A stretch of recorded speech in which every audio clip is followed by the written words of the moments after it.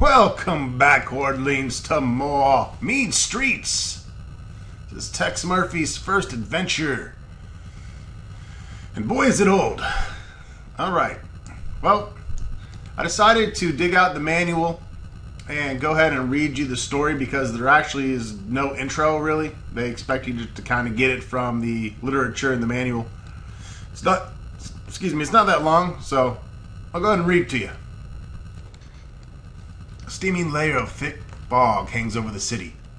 It's late Wednesday night. The weather report says the next few days will get warm. It's the kind of day that moves with mercury, thick and slow. Funny how the work drags out with humidity. My body and brain are trying to talk to me into taking a few days vacation when the office door swings open. The silhouette in the doorway tells me this isn't the pizza man. My eyes curve up to where the lady's silken blonde hair kind of clasps her cheek near her eyes, which are exotic. Not blue exactly, deeper than blue, sad and dangerous. If ever a woman is trouble, she's it. "Are you Tex Murphy?" she asked. "That's me," I said. "Miss Linsky. Sylvia Linsky." Her eyes cloud over suddenly, like mud puddles on a wet road. "It's my father. I want you to investigate his death." "Have you been to the police?" "Of course I've spoken to them. Detective Clemens thinks Daddy committed suicide. It wasn't suicide. Daddy would never kill himself. It's murder. I know it's murder." The careful line of her lipstick drew my attention to her mouth and chin that trembled slightly. "How'd you find me?" I asked her. "Detective Clemens said that if I insisted on throwing money away, you were the one to throw it to." "Well, Miss Linsky, before we play catch, give me the background on your father's death, and then I'll decide if there's a ball game." Miss Linsky started her story. "My father was a professor of neuropsychology at the University of San Francisco for 15 years. About 8 months ago, he took leave of absence from the university to work on an independent consulting contract. When I asked about it, he said he couldn't tell me anything, not even who hired him. I rarely saw him after that. One night, I went to his home. He was terribly upset. It was obvious he had been drinking. He was a very evasive man when I questioned him. I was worried about him. He was not a drinking man. I asked if I could stay with him, but my persistence only made him more angry. Finally, he agreed to come to my apartment for dinner the following Sunday. That was 3 days ago." Miss Linsky's body is still very still. While she's looking right at me, her eyes, which are shiny as glass, melt. 2 tears spill from them and run down her cheeks. "Last Sunday morning, I got a call from San Francisco Police Department. They told me that Father had apparently jumped off the Golden Gate Bridge. They needed someone to come identify the body. They said a witness had seen my father jump. His car was found on the bridge because there was no sign of foul play. They're calling it a routine suicide." I interrupted her. "The police are usually pretty good in these matters, from what you've told me." "My father did not kill himself. He was in serious danger. Even if he had, he would never have thrown himself into the bay." "Why not?" I asked. "As a child, he nearly drowned swimming in the bay. From then on, he'd been afraid of water. He never went swimming. He wouldn't even go to the beach for picnics. There's one more thing. I found this fax note in his desk when I went through his things." She slipped the note out of her bag and across my desktop. It read, "Professor, you are right about these boys. They play for keeps. Watch your step." "Did you show this to Clemens?" "Yes, but he didn't consider it to be very important. He wasn't able to connect it to anyone or anything. I just know that whoever wrote this note knows what happened, and I'm willing to back up my belief." Miss Linsky's hand went back into her bag. This time it came out with 10 G's cash. I sit up straight. "This is my life saving," she said. "I want you to find out the truth. If this is suicide, I want to know. I'll accept whatever evidence I can find, but if this is murder, and I know it is, I want to know who did it and why." Her story didn't convince me that this was a murder, but it did pique my curiosity. So did her face and her 10 G's. "Okay, I'll do some checking for you." Miss Linsky, suddenly cool, straightened her skirt and offered me her hand. "Thank you, Mr. Murphy. I trust you'll find the truth." And Then she turned to walk out of the office. My gut feeling tells me something is wrong. Maybe I'm just too cynical. I scribbled a note to my secretary. "Dig up any and all information on Dr. Carl Linsky. I'll start my investigation in the morning." That's it. So the goal right now is to solve the mystery of what happened to Sylvia's father, Professor Carl Linsky. Find out he was murdered and who was behind it.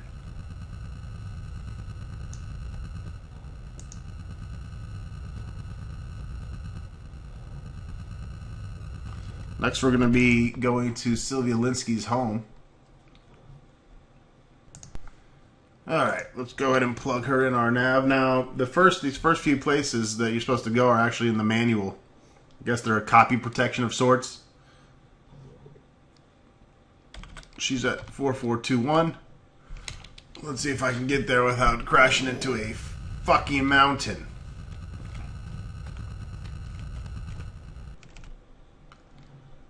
Alright, northeastish.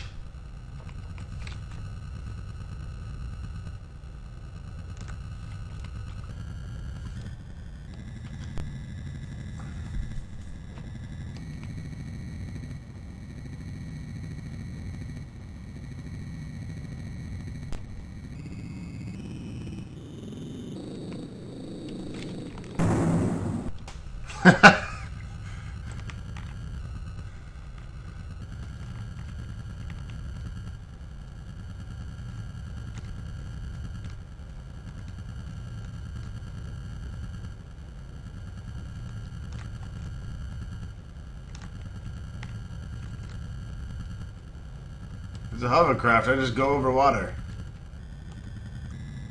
You see the flashing in the distance.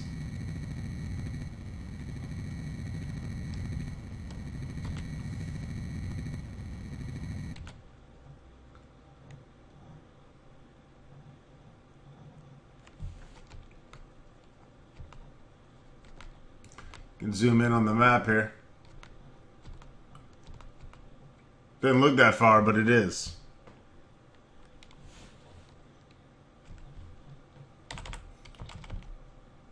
Okay, that's the right place. Full speed ahead.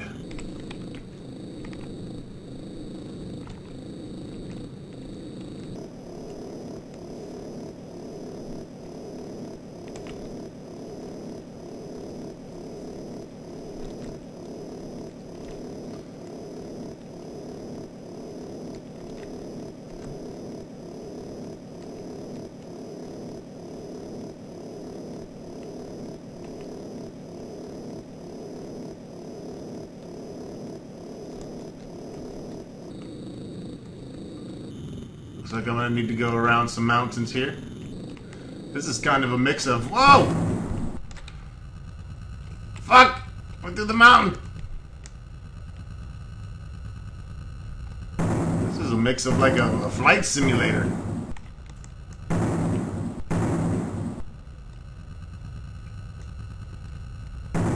You know, if you can't get out of the fucking mountain, you shouldn't be able to get stuck in the fucking mountain. That's just what I'm thinking though.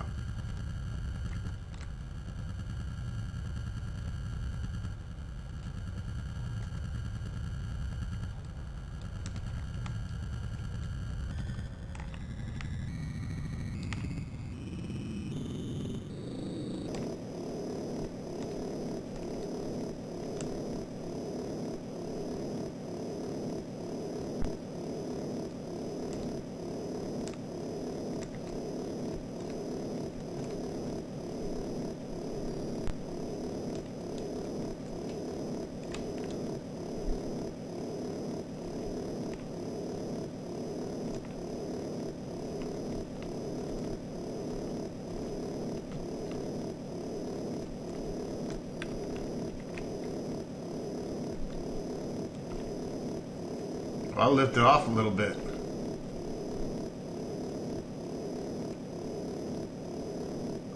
I forgot I could fly over the mountains here. Let's see. Auto pitch. Bank control. Hover up and down.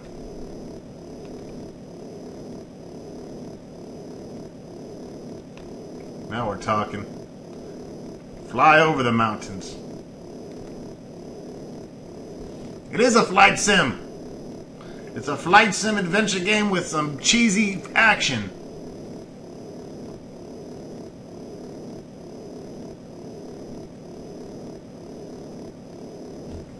Should be getting closer, not further.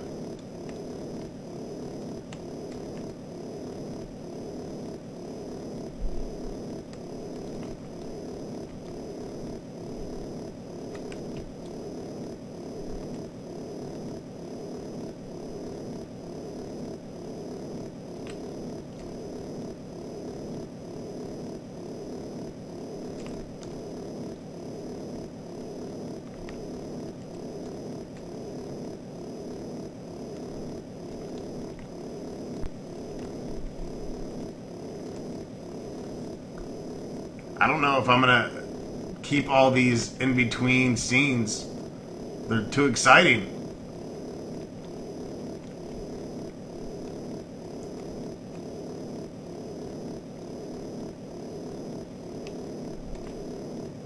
I can float over water, so really the mountains are the only obstacle.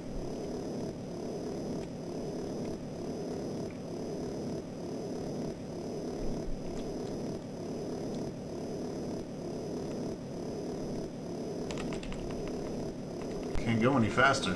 This is it. I'm going max speed.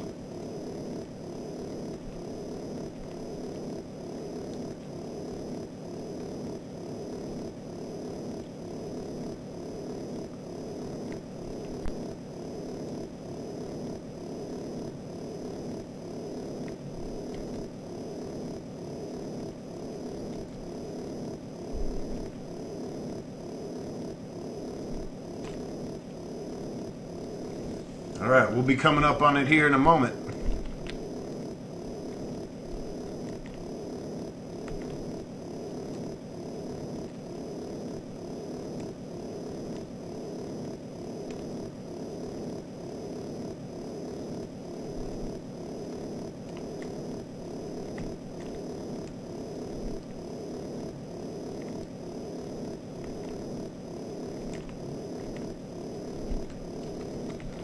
George is getting bigger!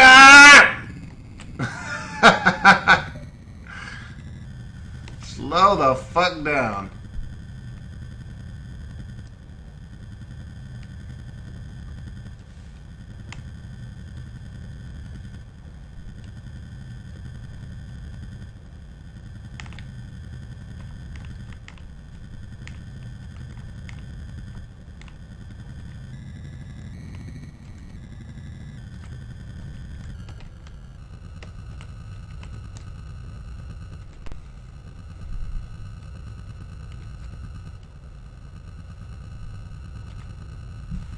Alright, we're finally here.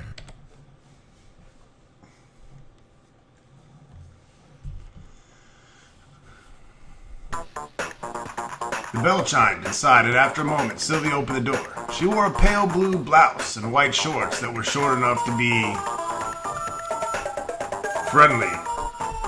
She was as beautiful as ever, with her soft blonde hair and clear blue eyes. I knew I was starting to fall for her. Careful, I reminded myself. She's a client, and falling for a client is dangerous in my business. Still, if only I knew how she felt for me. Tell me about them titties. Oh, no, it's time to be a serious detective.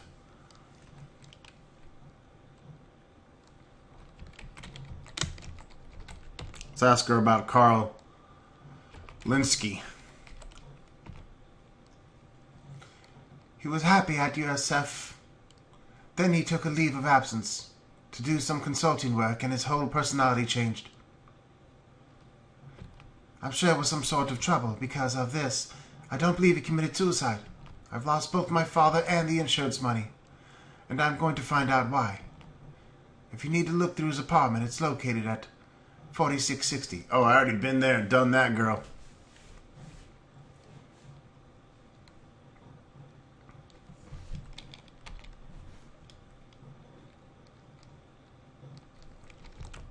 Insurance, eh? What, you're thinking I might have killed my father for the insurance money, aren't you? I'm not going to deny that I could use $1 million. But honestly believe that my father was murdered, and if he was, I'm entitled to the money. But if you investigate his death, and you're convinced it's a suicide, I'll accept your findings.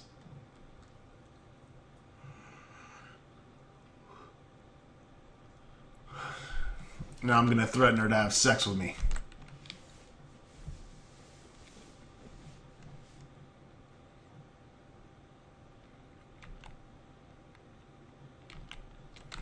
It's really all we need to know, unfortunately, because we just drove 10 years to get here. But now we're going to seek out Mr. John Richards. He's at 4670.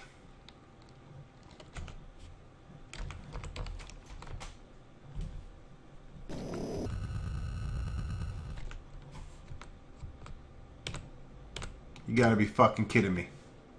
Alright, I'm gonna I'm gonna pause the camera while I traverse back across to San Francisco. I'm halfway through California, it looks like. And then when we get closer, I'll start the cam again. Coming up on some mountains now. I'm gonna hover right over these bitches.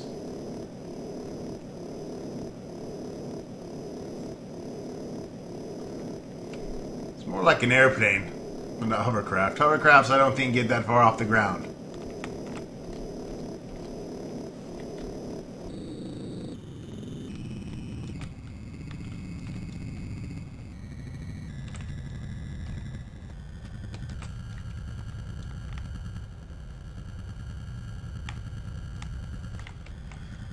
By the way, I switched up our location here.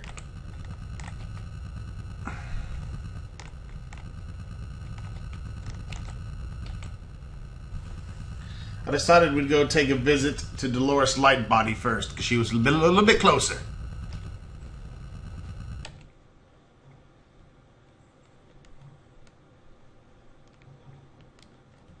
God, I love these graphics.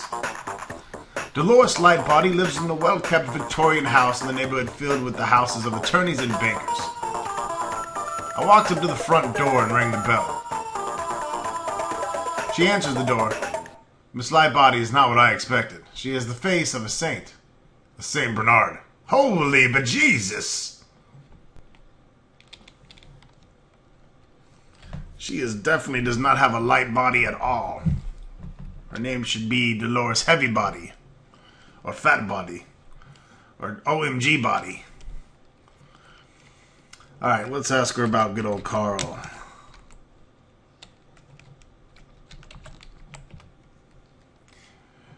Carl was my fiance, and he had been quite upset lately. He was worried about the project he was working on. He wouldn't talk about it in specifics. Carl lived at 4660, but he didn't work there. I think he had a lab somewhere in the city. His work must have been for the government because everything was top secret. I need a chicken leg. Alright, she's obviously upset. Look at her crying. I'm pretty sure that's a man with a wig. What else can we ask this creature? Let's ask her about Sylvia.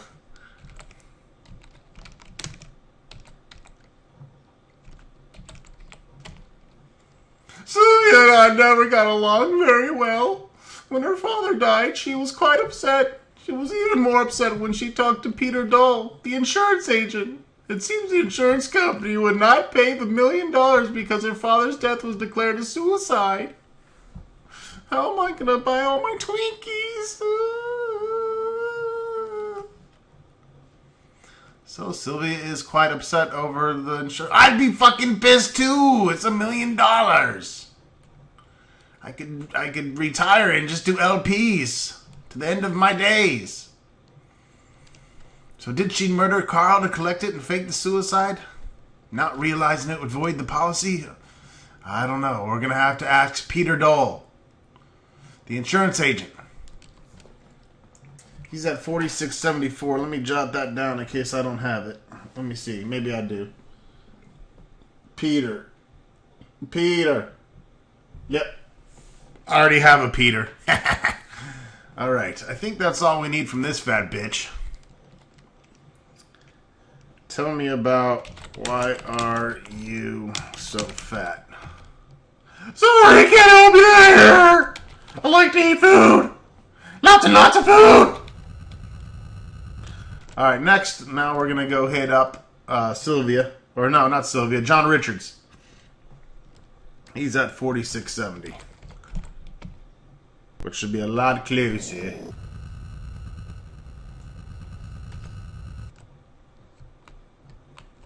See, there's the whole, if you zoom all the way out, you can see the border of California.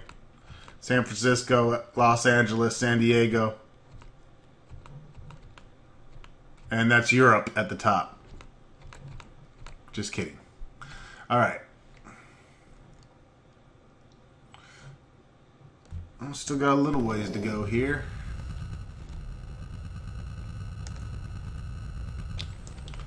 But we want to be heading west.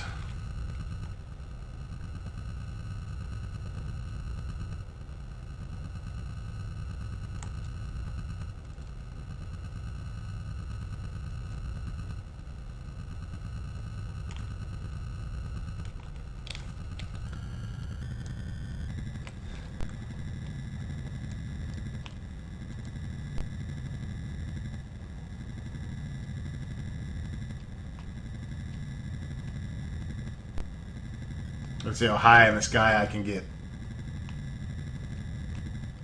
Pretty dang high. I don't want to go too high. I might crash and die. Better save my game.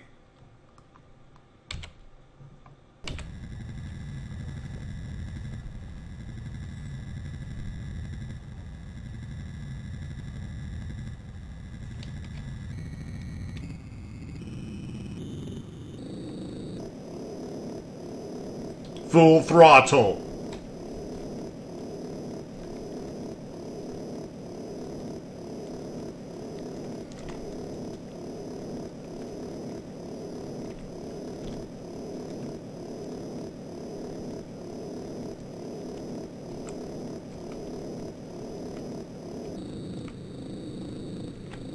Starting to get the hang of this shit now.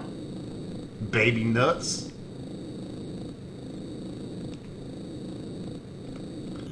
Coming in for a landing.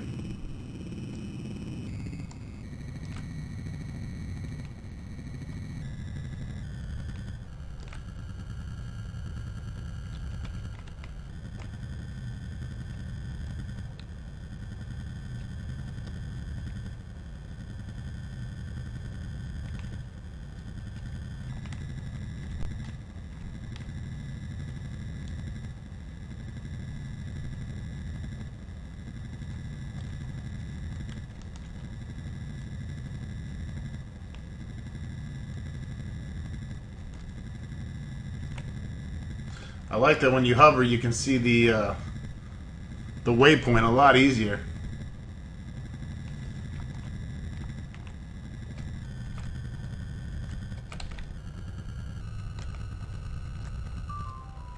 Boo boo doo doo doo. Eat on my nut sack.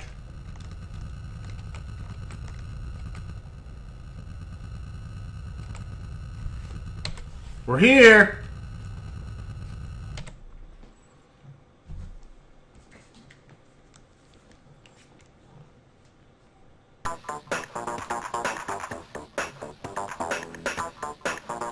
Walking inside the medical examiner's office is truly a depressing experience. Long, cold, dark corridors and stainless steel utensils everywhere. They've gotten so busy down there they had to install a conveyor belt. I wonder how much longer I've got before the meat wagon brings me here.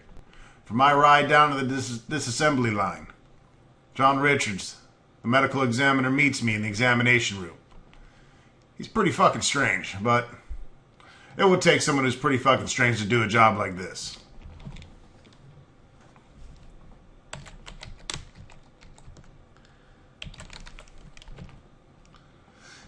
Tell you about Linsky's death? Nothing odd about that one. He jumped off the bridge. Massive shock when he hit. Lungs filled with water. Dead as a rock. I'll send you a copy of the autopsy report. Okay, that's good. And that's really all we need from him, is to get a fax from fax of the autopsy report sent to us.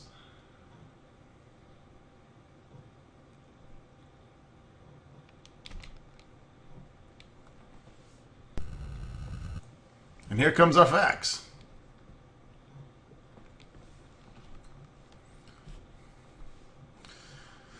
Autopsy from John Richards to Tex Murphy, P.I. An autopsy was performed on the body of Carl Linsky at the office of the medical examiner on the 21st day of September 2033. Male, 5'10", blonde hair, type A blood, 160 pounds, brown eyes, and 62 years old, and he was a Caucasian.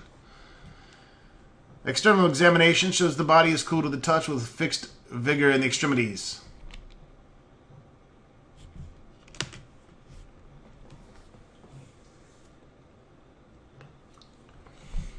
Neck, head, and brain. A small burr hole in the skull indicates recent surgery.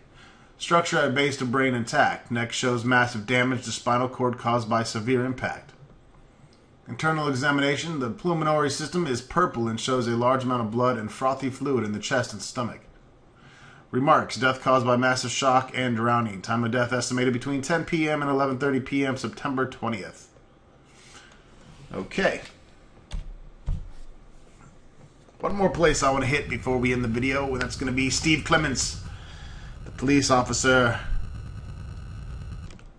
that did the investigation. He's at 4657. Not too far away.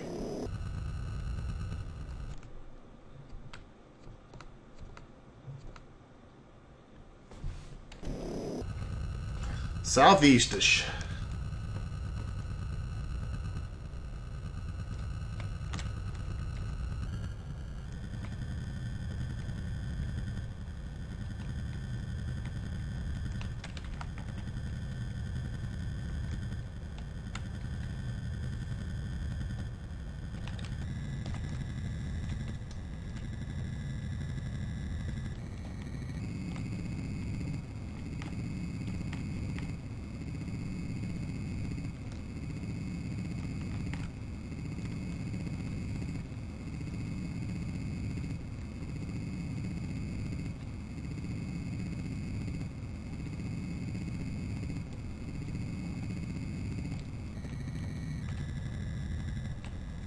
Slow down, cowboy.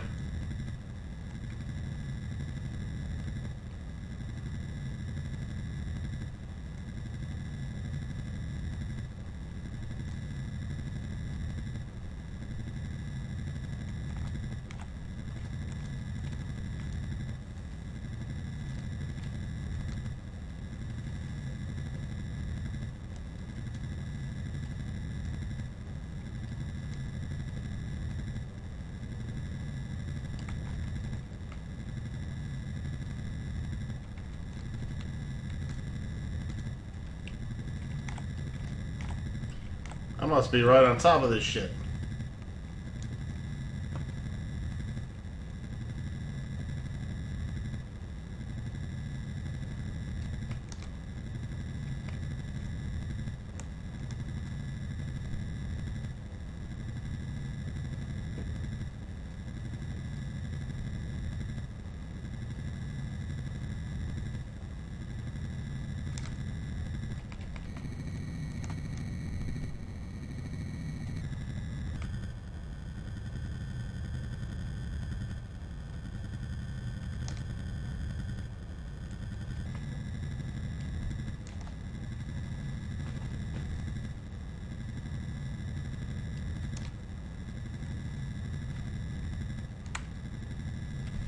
What the fuck?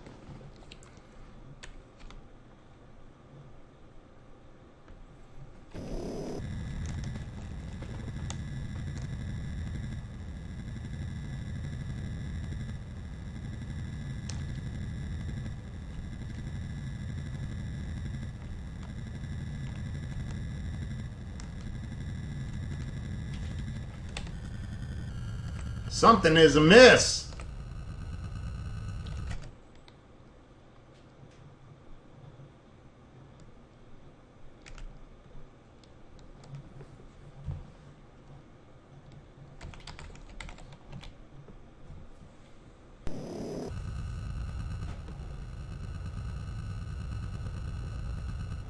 I'm going to the wrong goddamn place, first of all.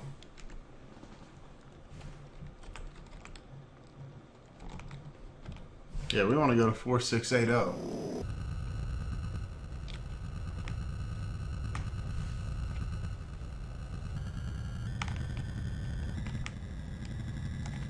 There it is, I see it flashing.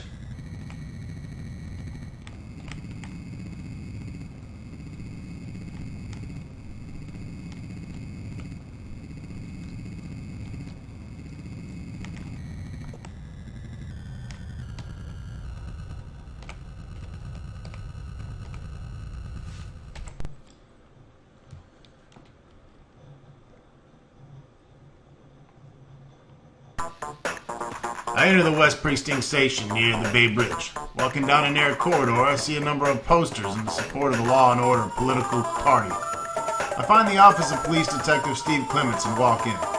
Clemens greets me with his usual belligerency. "What do you want, Seamus?" he snarls. This guy's a real douche. "Why are you interested in him?" "Oh, I get it. His daughter wasn't happy with our investigation. She's knocking the hell out of the cops over a simple suicide. Well, she's wasting your time and her money. We've got a witness named Bastagal. Saw him drop off the bridge. He even left a suicide note." He hands me a copy. The note reads, "Sylvia, I'm too tired and too sick of living. Please forgive me. Dad." "How much more proof does the girl need than that?"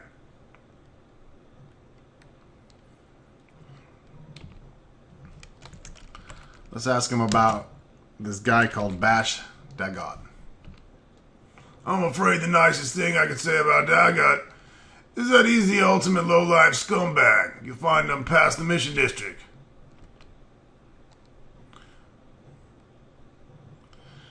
Alright. That's all we need from this creeper copper. Look at his little snarl. What a ding-a-ling. Anyways, folks, we'll see you next video. Thanks for watching. Tex Murphy in the mean streets.